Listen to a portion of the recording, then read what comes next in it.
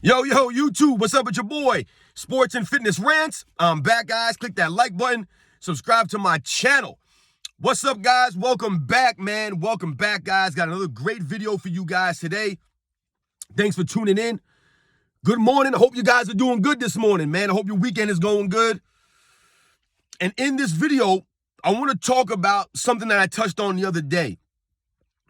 About the 90s era. I want to talk about the 90s era NBA and why I always considered it the golden era of the NBA's history, right? To me, the 90s was the golden era of the NBA, and I'm going to explain why I say that, and we're going to talk about some of the players that played in the 90s, guys.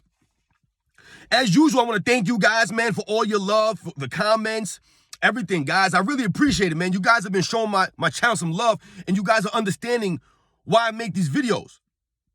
So shout out to all you guys, man, who get it. And much respect to your guys' comments. You guys are leaving some really good information in these comments. You guys are spitting facts in these comments, and I appreciate that, guys. You guys help educate me also. And as usual, guys, turn the volume all the way up, hit that play button, and let's roll. So, yes, guys, we are going to celebrate the 90s era NBA in this video. Now, if you guys have been following my channel, I mostly cover the 80s, late 80s into the 90s era NBA. That's what I grew up watching. I've told you guys many times, I'm 43 years old. I remember watching basketball from about 87, 88, all the way till now, guys, right? I remember watching this stuff as an 8, 9, 10-year-old, and all through the 90s, man, was my decade. That's the golden era of the NBA as far as I'm concerned, and most people agree with that premise, that the 90s is the golden era of the NBA. All right? So you guys know how I feel about the NBA of the 80s and 90s. That's the era I covered. And the reason why I make these videos, which you guys probably already know or can see, is that a lot of hate has been being thrown at the 80s and the 90s era specifically. People trying to downplay these guys as not being great athletes and taxi drivers and all this nonsense. And they're tearing down the 90s specifically to try to lessen Michael Jordan's greatness, right? They're trying to excuse Michael Jordan's greatness by saying that he played against bums, that the 90s was not competitive, it was a watered-down expansion ever, right? We've covered all that. I've debunked all this nonsense, and we're going to continue to do that. Because I will not allow the lies, because that's what it is. It's lies. It's lies. Now, I'm not here to say that the 90s era is better than the 70s or the 80s or the 2010s or the 2000s or the 60s. That's not what my videos, and that's not my stance is. My stance is that the 90s was not garbage. That's the stance. You can't tell me the 90s was a garbage era. It was the golden era of the NBA's history. It was, guys. Now, when we think about something being considered the golden era, right? We've heard that before in other aspects of life, right? The golden era. Like, you guys may have heard the golden era of bodybuilding, right? It was between like the 50s and the 70s, right? That's considered the golden era of bodybuilding. Almost every sport or every aspect of life has a golden age, right? The golden age of movies, right? You guys have heard of the golden age of film? You know what, the 50s or whatever is considered, the 50s and the 60s, I believe, is considered the golden age of films. Now, that's not to crap on the people who are actors and actresses today in the films today. It's just to point out that that was the golden age of films, that we wouldn't be where we are today without the golden age.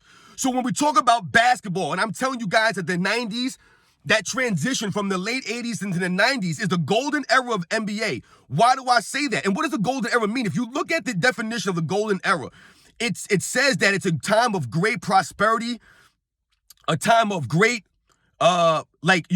value. That's the golden era of something, right? The prosperity there, right? And that's what the 90s was for the NBA. It expanded the league to a global phenomenon, right? We think about the Dream Team, right? The popularity of the game in the 90s, right? The game was at its most popular in the 90s. And why is that? Because that was the time that you had the most beautiful and well-balanced NBA. In my opinion, guys, the NBA was just beautiful and well-balanced all across the NBA. You had guys that had great post-up games. You had guys you had specialists, guys that could shoot the three. You had pure shooters. You had high flyers. You had elite big men. You had elite perimeter players. You had great coaches. You had all-time legends in the 90s. Like I said, the game was just beautiful to watch because it was well-balanced. Teams ran systems. Teams ran plays. You know what I'm saying? They would do half-court traps, full-court presses. They would double-team guys. The game was a little bit more physical, right?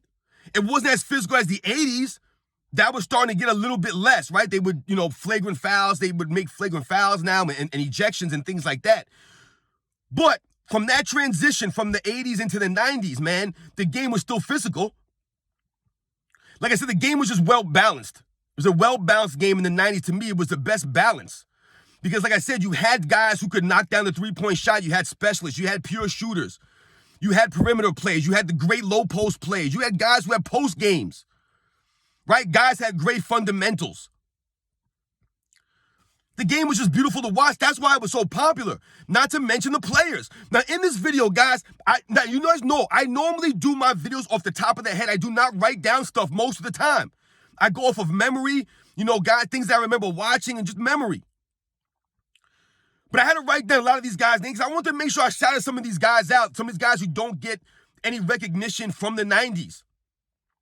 A lot of times people forget that players played in the 90s.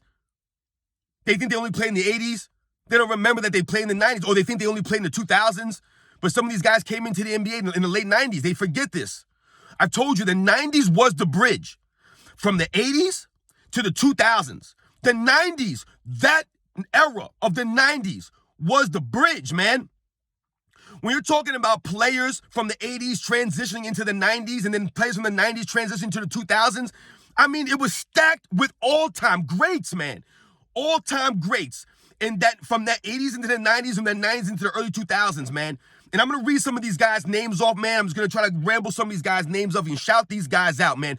The 90s era NBA was stacked with all-time great legends. When people try to talk down the 90s era as being a washed-up or watered-down league, or that Michael Jordan only won so much because there was no players, it is literally crazy to say that.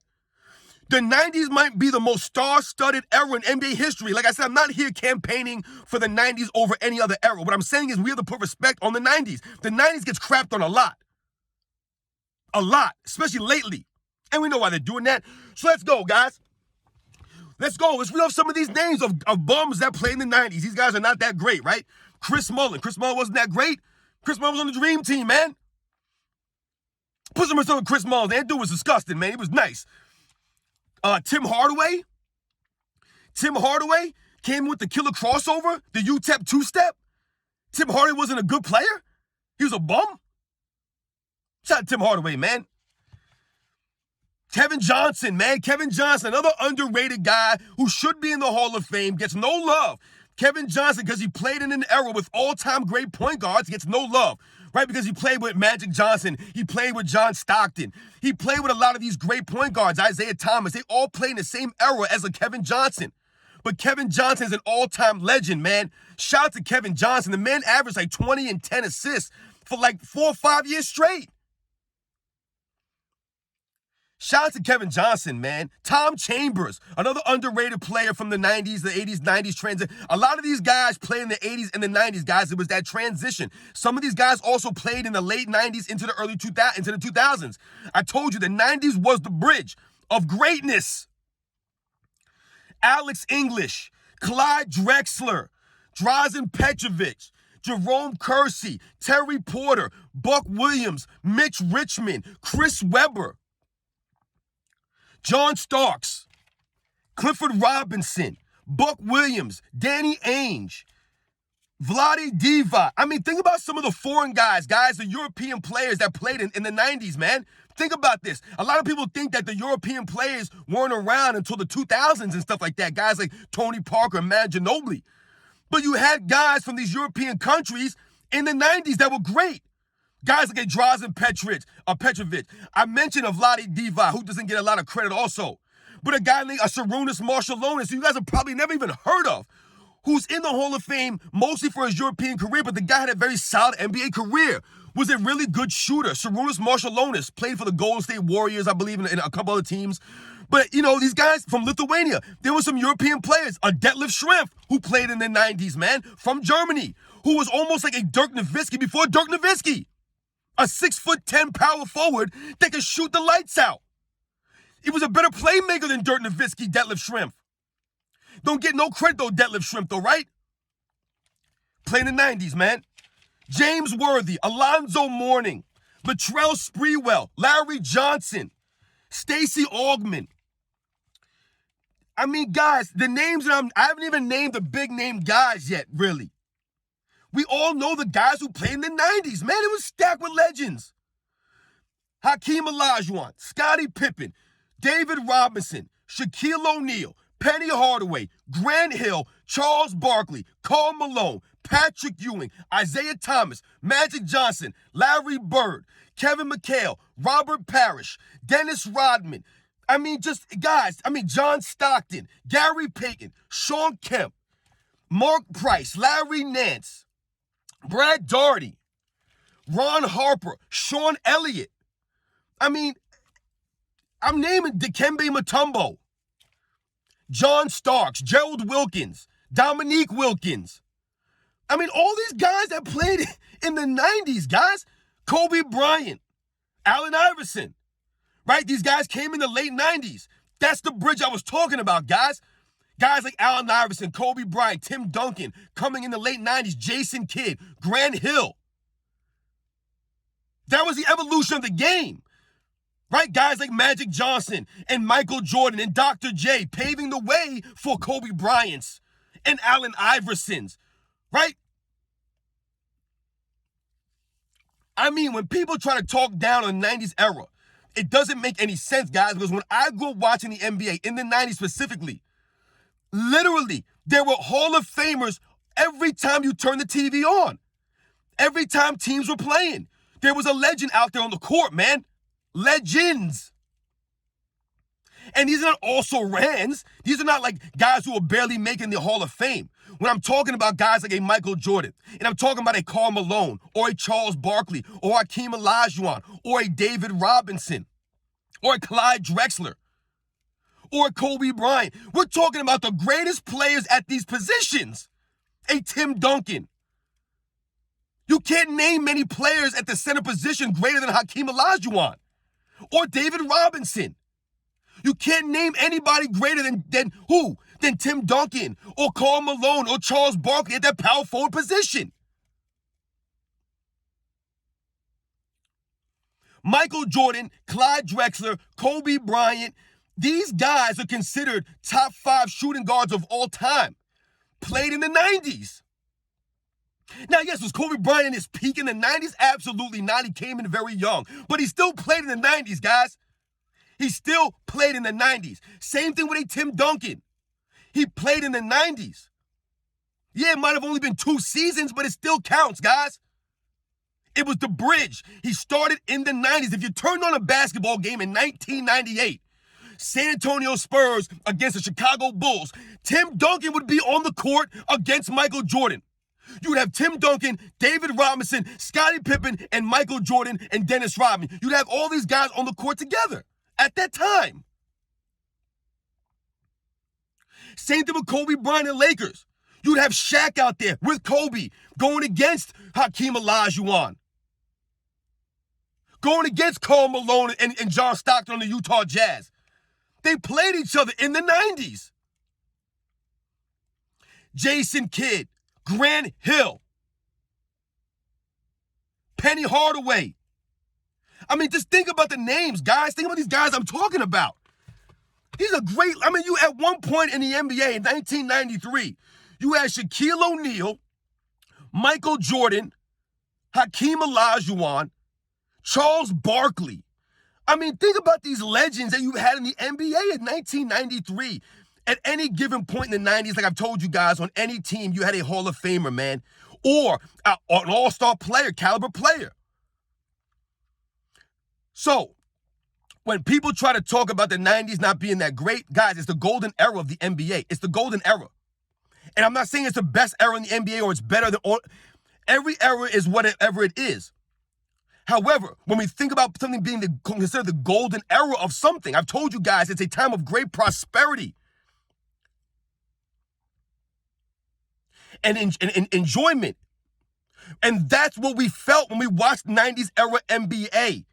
It was a time of great prosperity. The game grew larger from the 90s, from the Dream Team, from Michael Jordan. Michael Jordan brought the casual fan to the NBA, and I've heard people knock that before. Like, oh, Michael Jordan, people who are fans of Michael Jordan are not even basketball fans, they're just fans of Michael Jordan. What does that even mean? Michael Jordan brought the casual, people who didn't even watch basketball, they were interested in basketball because of Michael Jordan, because of the way he played the game. There's nothing wrong with that. How is that negative? It's not a negative. He's bringing more people to watch the sport. He's making it more popular, but somehow that is a negative. People try to make it a negative that he brought casual fans to the NBA. That's why you had guys coming into the NBA in the 2000s and later because of guys like Michael Jordan. You had a Kobe Bryant because of Michael Jordan. You had an Allen Iverson because of Michael Jordan. But somehow Michael Jordan bringing more fans to the NBA is a negative, only because it's Michael Jordan, guys, right? Only because it's him. If any other player would have turned the game global the way that Michael Jordan did, it would never be a negative. But Michael Jordan making the game more popular somehow tried to turn into a negative because he brought fans to the NBA that were casual?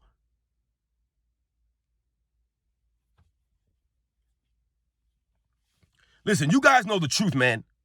We all know the truth. The 90s was the golden era of the NBA.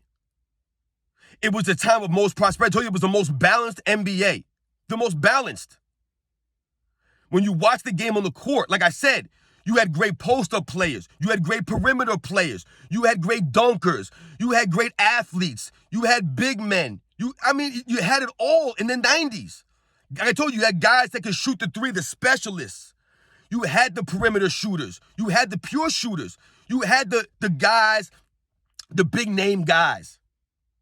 You know, people talk about the 90s era as if, you know, like I said, it was Michael Jordan and everybody else. Just some other guys. When I was watching the NBA in the 90s, guys, you think about it. Magic Johnson played in 1991, guys, right? He played 2 seasons in the 90s, right? We all know that he had to retire early, right? Due to some personal issues. But if we just take 1991, guys, right? Let's just take 1991. If you were watching the NBA in 1991, right? You take 1991.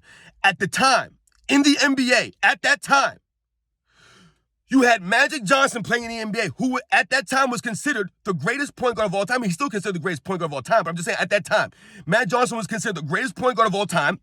Michael Jordan was considered the greatest shooting guard of all time. You had Karl Malone, who was considered the greatest power forward of all time. You had Scottie Pippen, who was a top small forward. He wasn't considered the greatest small forward of all time, but he was a top small forward, right? You had great players. And you had a Hakeem Olajuwon, a David Robinson. These guys were considered top centers of all time, right? Not the number one, but they were considered top guys. So if you think about the NBA that way,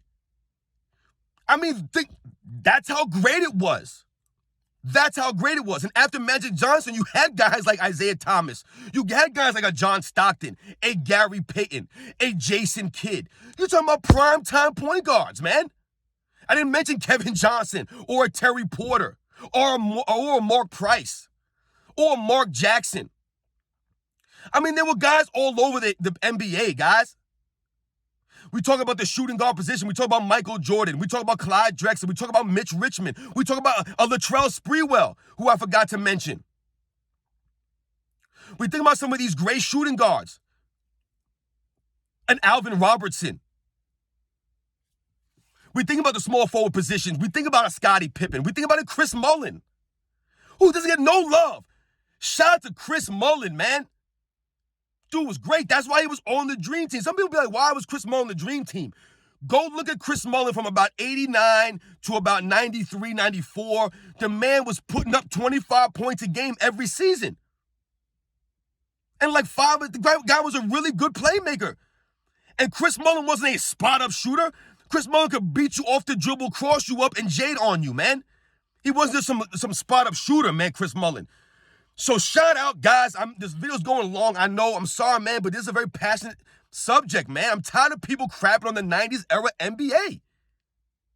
Because then they're trying to crap on Michael Jordan. But by doing that, you're also crapping on Shaquille O'Neal and Hakeem Olajuwon and Charles Barkley and John Stockton and Isaiah Thomas. You're crapping on all these other greats that played in that era. That doesn't seem to me to be right or accurate. These guys were all going against each other. They all had to beat each other. And Michael Jordan dominated the most popular era in the NBA's history. Like I said, I'm not saying it's the best era, man. Not trying to compare eras here. What I'm saying is it was the most popular era. We can certainly say that. That the 90s was the most popular era in NBA's history. I told you, the most prosperity happened in the 90s, which is why the league had to expand the way that it did and became so popular, guys. It was the 90s, man. And why was the league so popular? Because of someone like a Michael Jordan, the most iconic basketball player in the history of the game.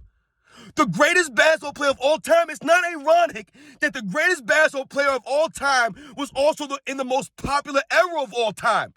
That's not irony, guys. It wasn't an accident.